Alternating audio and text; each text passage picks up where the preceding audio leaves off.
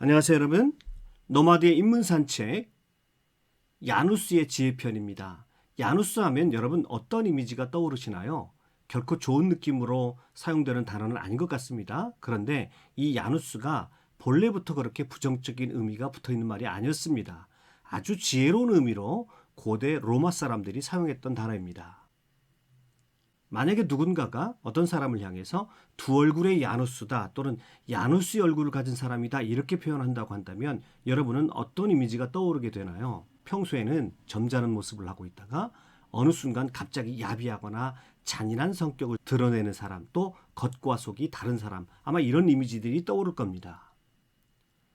로버트 루이스 스티븐슨의 소설 지킬 앤 하이드가 이런 파괴적인 인간의 분열적인 증상을 보여주는 그런 작품입니다.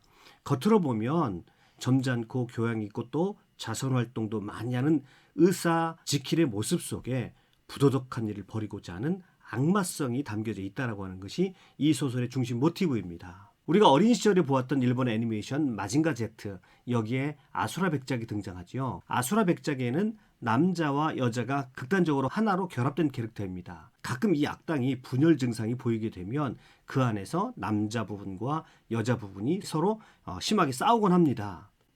또 잘하는 캐릭터가 바로 헐크죠. 평소에는 이지적이고 온화한 배너 박사가 일단 분노가 폭발하면 무시무시한 초록괴물로 변합니다. 그런데 고대 로마인들이 가장 사랑하던 신이 있었습니다. 그게 바로 야누스 신이었습니다.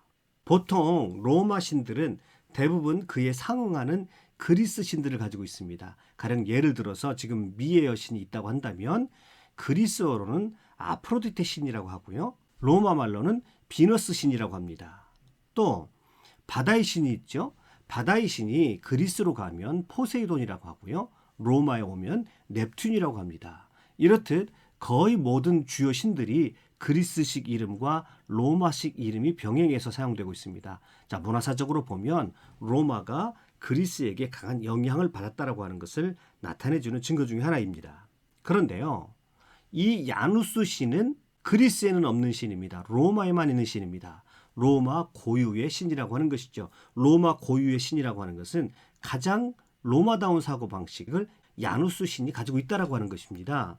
로마인들은 이 야누스 신을 매우 좋아해서 신들 중에 최고의 신들의 하나로 여겼습니다. 로마인들이 신들을 좋아하죠. 그래서 만신전 같은 것들을 세웠는데 제사를 드릴 때 가장 먼저 제물을 드렸던 신들 중에 하나가 바로 이 야누스 신입니다. 이 야누스를 좀 살펴보면요, 한 손에는 열쇠를 가지고 있죠. 그래서 열쇠의 신이라고도 합니다.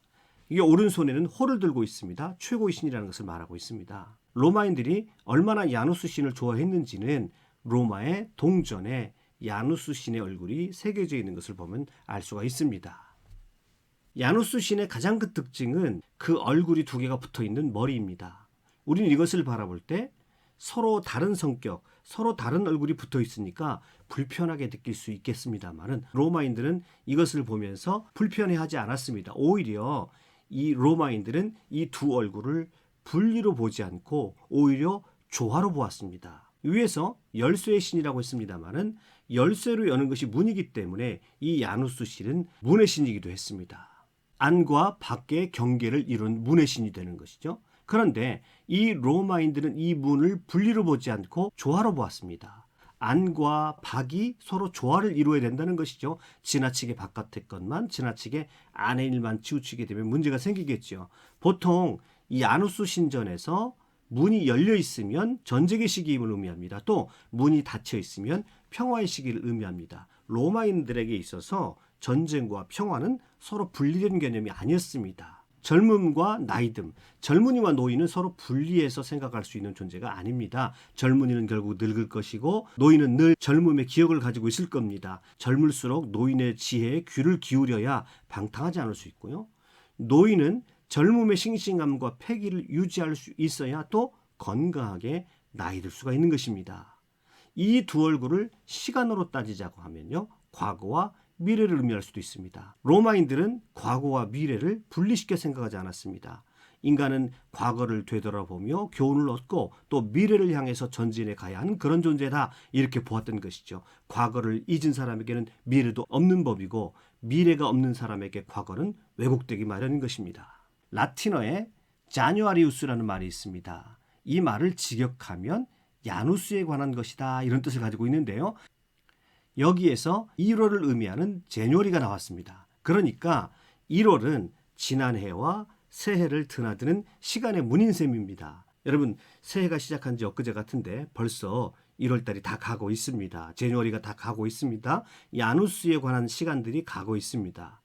들어가고 나가고 전쟁과 평화, 과거와 미래, 또 끝과 시작, 새로운 시작을 열어가는 열쇠, 이렇게 상반된 어떤 것들이 이 야누스 속에 조화를 이루어야 된다는 것이 이 야누스가 본래 가지고 있었던 아주 긍정적인 의미였습니다.